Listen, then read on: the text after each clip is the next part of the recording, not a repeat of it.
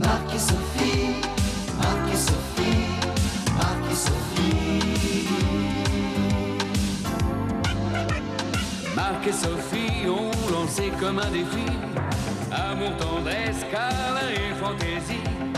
Marc et Sophie, leurs parents, leurs amis, leurs animaux et toute la compagnie. Entre un anniversaire, un album de BD, une maquette de corsaire, Marc est très occupé. On se débrouille comme on peut, des voisins pas contents, des copains malheureux et Sophie rit tout le temps.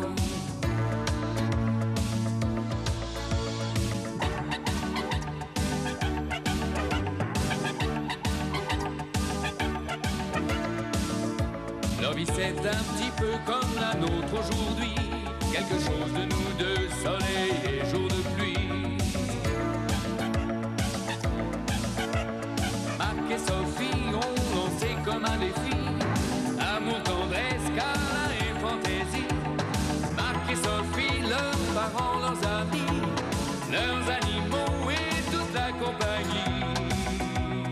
Marc et Sophie, Marc et Sophie, Marc et Sophie. 104, c'est un vieux.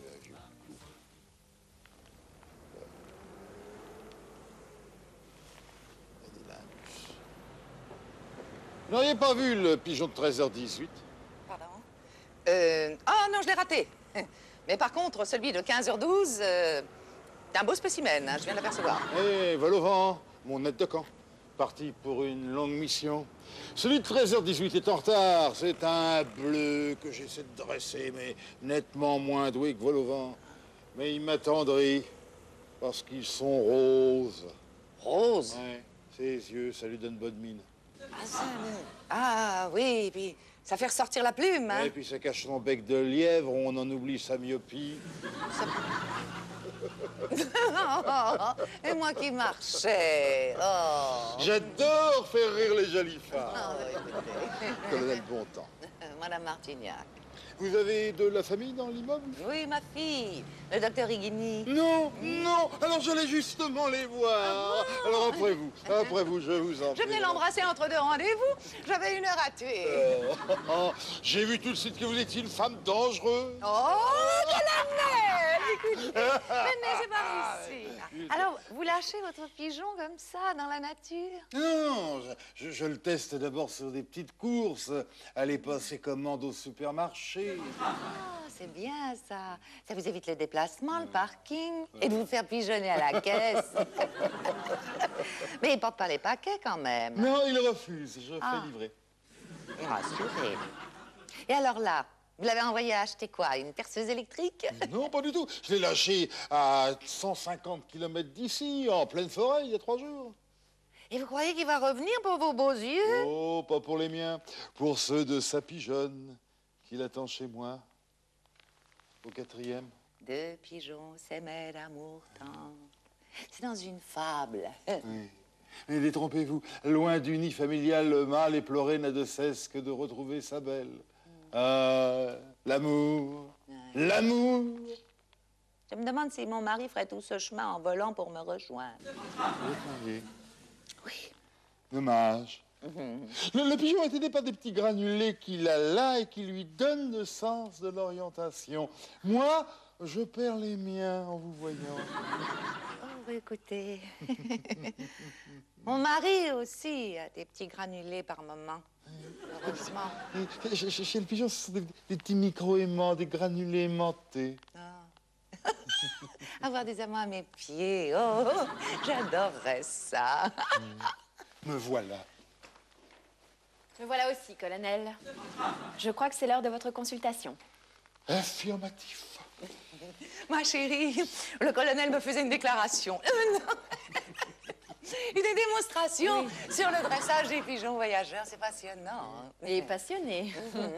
Je suis venue en passant parce que dans une heure, j'ai rendez-vous avec mon coiffeur. Le coiffeur, est-ce bien est-il? Ah bah oui, c'est pour mes mains. Ah, vous allez chez le coiffeur pour vos mains. Et pour vos cheveux, vous allez où? maintenant. Ma chérie. Oui. Il est drôle, hein? Il est un peu fou, mais il est drôle. je trouve. C'est un petit peu moins drôle quand son ulcère se réveille, mais je crois que c'est à vous. Vous rentrez maintenant. On se voit tout à l'heure, maman. Oui, ma chérie, ne t'inquiète pas, je vais papoter avec Stéphanie. Mais elle est pas là. Non, non, elle est partie au laboratoire chercher des résultats.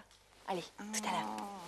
Tenez, si vous vous ennuyez. Oh, merci. Alors, si je vois planer le pigeon de 13h12 avec ses yeux roses, ses petits granulés, les amants à ses pieds, je vous appelle. Hein? Charmante, votre maman. Un peu fantaisiste, mais charmante. Qui pourrait en douter, telle mère, telle fille. Oh. Alors, cet ulcère, colonel? Il se porte bien. Il s'étale, il prend ses aises. L'ennemi occupe le terrain. Parfait. Eh bien, nous allons organiser la résistance.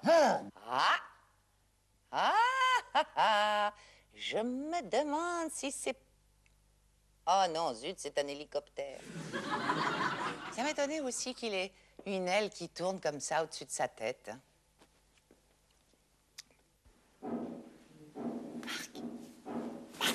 Rien. Quoi? Bah, c'est le voisin du dessus. Qu'est-ce qu'il me réveille comme ça? On l'entend jamais, le voisin du dessus. Quoi? Bah, il fête peut-être son anniversaire. Ouais, c'est ça. Tu parles tout seul en tapant des bougies sur le plancher. Ça, il va m'entendre. Si c'est lui, il va m'entendre demain. La journée a été bonne, docteur? Oui, meilleur que la nuit. Il a déménagé, le voisin du dessus, hein? C'est vous qui déménagez. Il a bien déménagé, Perruchet, mais ça va faire 1 mois. Il y a des nouveaux locataires? Mais non, l'appartement est vide. L'appartement est vide. Complètement vide. Hein? Dire que je l'ai connu normal. Bah, je suis sûre que ça venait d'au-dessus, moi.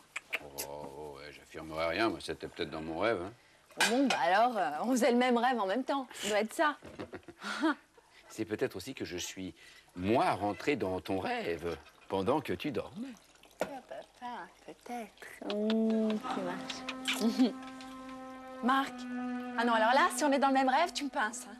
Non, mais attends, ne t'inquiète pas, c'est normal. Je m'inquiète. Oui, c'est normal. C'est tout à fait normal. Et tu vas aller te coucher maintenant, parce que il est tard, et puis moi, je vais terminer la vaisselle. D'accord? Ben, si elle veut. Oui. Adieu. Si elle veut. Il y a quelque chose de louche là-dessous.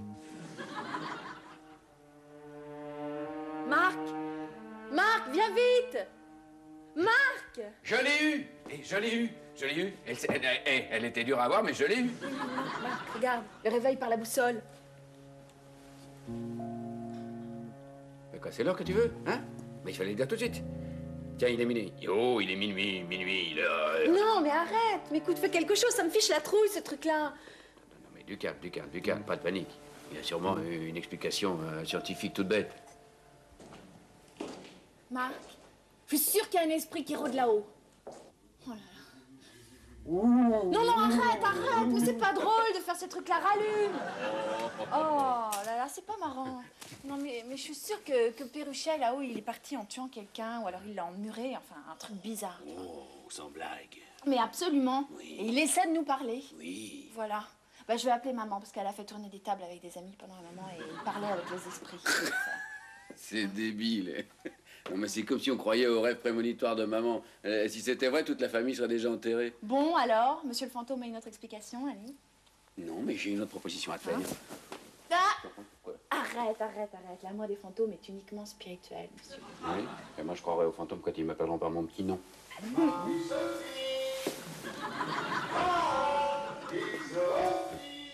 T'appelles ta mère tout de suite?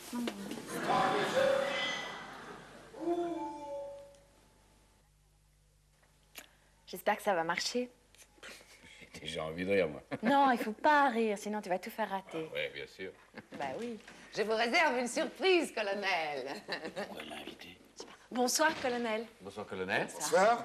Je ne vous ai pas dit à quel genre de soirée je vous conviens. Je sais déjà que je serai en bonne compagnie. Oh, vous prenez peut-être des risques.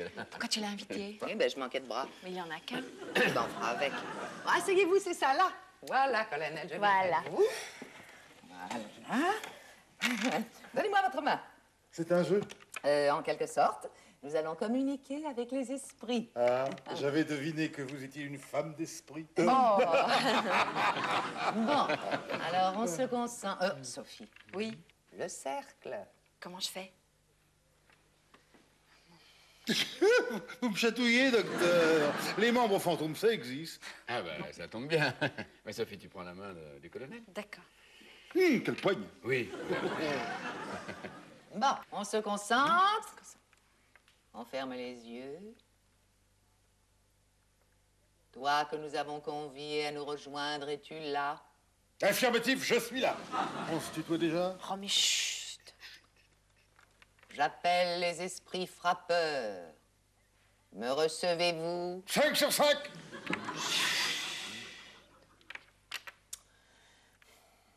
Esprit, es-tu là? Si tu nous entends, manifeste-toi. La table bouge. C'est vrai qu'elle bouge. Vous voulez un peu plus fort? Oh, non, colonel, vous n'êtes pas sérieux. Je ne le ferai plus, je ferai ça. Ah, oui. Oui. Bon, alors je reprends. Allez, on reprend. Allez. Et on se concentre. Oui. Esprit, es-tu là? Esprit, es-tu là? Il répond. Déjà? Nous t'entendons. As-tu quelque chose à nous dire? Je serai ton interprète. Frappe un coup pour A, 2 coups pour B, 3 coups pour C. Bah, si il nous parle en polonais avec les XYZ, on est encore là toute la nuit. Non, mais parle plus lentement parce que je ne peux pas suivre. Je dis que s'il parle en polonais... Oh, pardon. Elle va se lasser. Chut. Elle va se lasser, il faudrait peut-être lui ouvrir. Comment? Et qui? Elle va se lasser.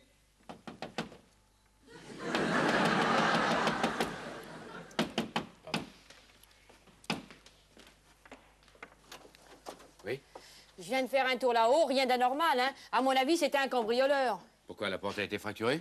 Non, mais il y a une fenêtre qui ferme pas. Remarquez, il a dû être déçu du voyage, hein. Il y a rien à part une boîte à outils. Ah bon? Vous jouez à quoi? Là, on joue à un jeu très spirituel. Ah bon, bah alors c'est un jeu pour moi, ça. Monsieur, dame, je peux jouer avec vous? Non, non, non, ça se joue à 4. Je vous cède volontiers la place, je crois que je ne suis pas doué. Non, colonel, restez. Oui, restez. Bon, ben, puisque tout le monde insiste, hein. Vous êtes un vilain garnement. Un garnement qui préfère les plaisirs charnels aux plaisirs spirituels. Sans rancune. Oh, pensez. Non, surtout pas.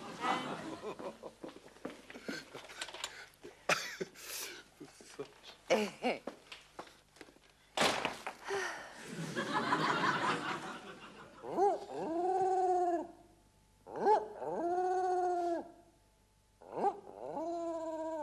La communication est établie.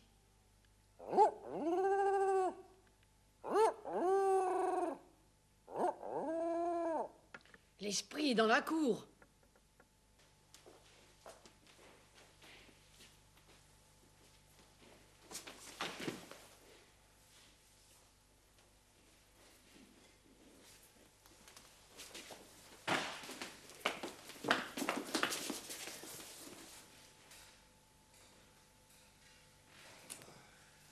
C'est un esprit bien en chair et bien en os.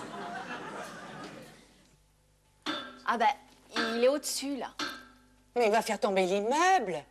Oh, c'est juste là. Ah bah, hé, faudrait y aller. Oui, mais il est peut-être dangereux. Mais ouais, mais faudrait prévenir la concierge pour qu'elle coupe l'eau. Ah oui.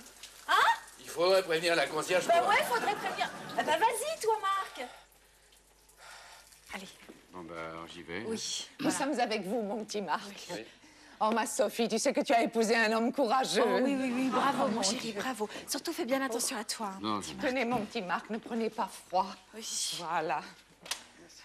Voilà. j'y vais alors. Voilà.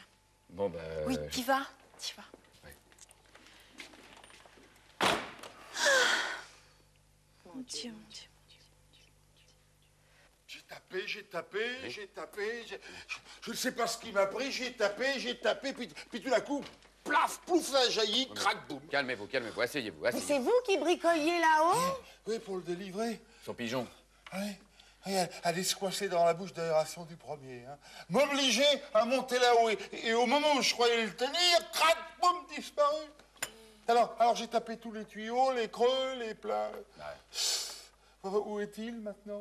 Alors, il est vraiment pas doué. Oh bah, il a trouvé l'immeuble, c'est déjà bien. Oui, mais pas l'étage.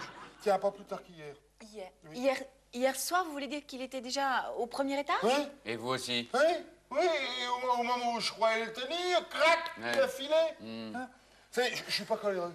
Oui. Ah, faut me croire. Ah, je vous crois. Hein, devant l'ennemi, je prends toujours le temps de viser tranquillement, le temps de viser de sang-froid, là. Je suis pas coléreux. Non, mais c'est très bien de tirer les gens du sang-froid, sinon après on regrette. Oui, ben je regrette. Si, en fait. Enfin, vous n'avez tué personne. Jamais entendu paix. Qu'est-ce qu'il y a? Quoi? Ah oui, ouais. C'est l'ulcère qui se réveille. Venez, je vais vous donner 3 gélules de kalium bichromicum 9CH, ça ira beaucoup mieux après. J'ai du plâtre. Le plâtre. Faut du plâtre maintenant, mais moi j'ai pas appelé le maçon, j'ai appelé le plombier.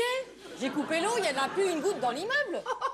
Un plombier à Paris, bah, vous n'êtes pas près de le voir. Hein. J'ai appelé SOS Plomberie pour que ça aille plus vite. Il doit venir quand? Quand il pourra. Ah bon, bah d'accord. Où je l'appelais ton père? Bon, non, il est nul en plomberie. Ah, mais ça je sais, ma chérie, mais je vais lui dire que je reste dormir ici. Ça devient trop drôle. Bon, allez, venez avec moi, colonel. Je vous raccompagne. Allez, Prenez venez. votre temps, colonel. Rien n'ulcère de courir.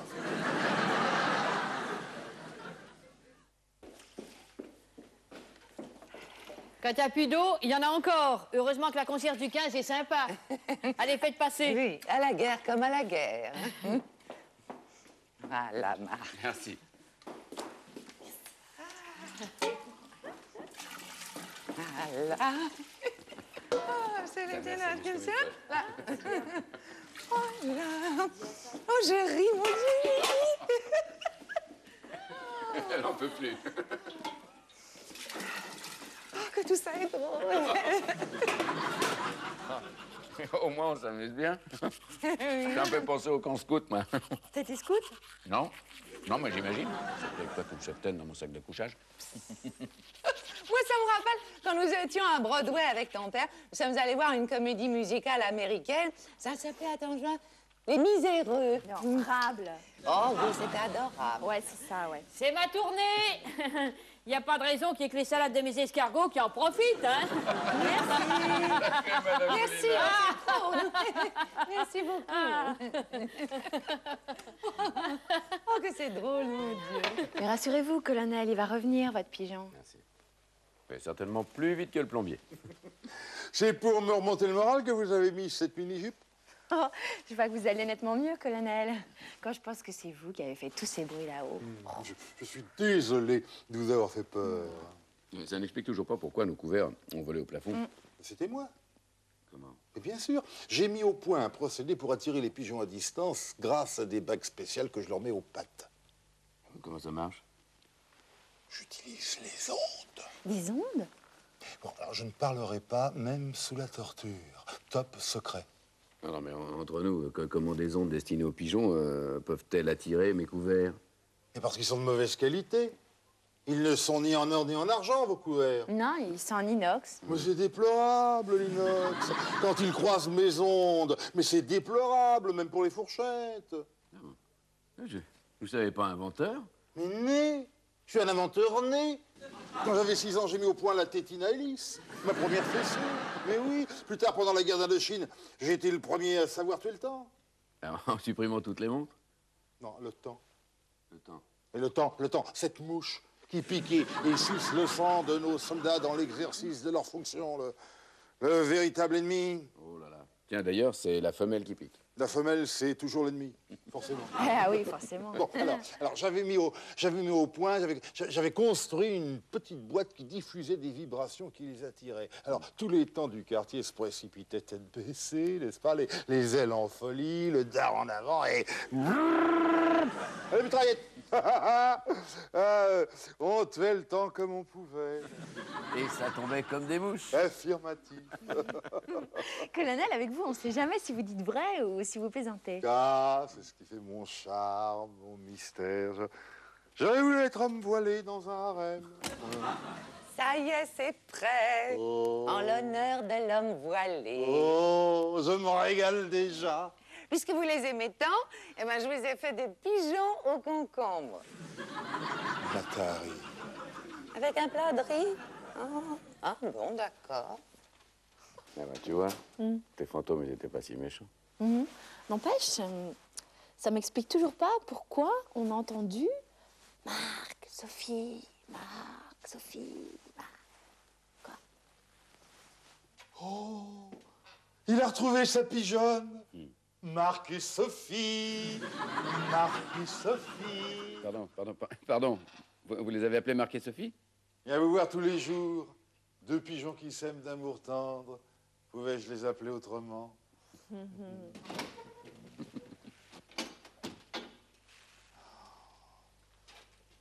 il est revenu, votre tourtereau. Moi, je vais prendre l'air à bébé. On s'est tellement occupé de votre pigeon qu'il m'a fait une crise de jalousie. Cette fois-ci, ce n'est pas moi. Ça recommence? Il n'a pas l'air content, l'esprit. Attendez, je vais vous traduire. Il dit... C'est le plombier. Qui c'est? C'est le plombier. Qui c'est? C'est le plombier. Marc et Sophie, Marc et Sophie, Marc et Sophie. Marc et Sophie ont lancé comme un défi amour, tendresse, câlin et fantaisie. Marc et Sophie, leurs parents, leurs amis, leurs animaux et toute la compagnie. Entre un anniversaire, un album de BD, une maquette de corsaire, Marc est très occupé. On se débrouille comme on peut, des voisins pas contents, des copains malheureux et Sophie rit tout le temps.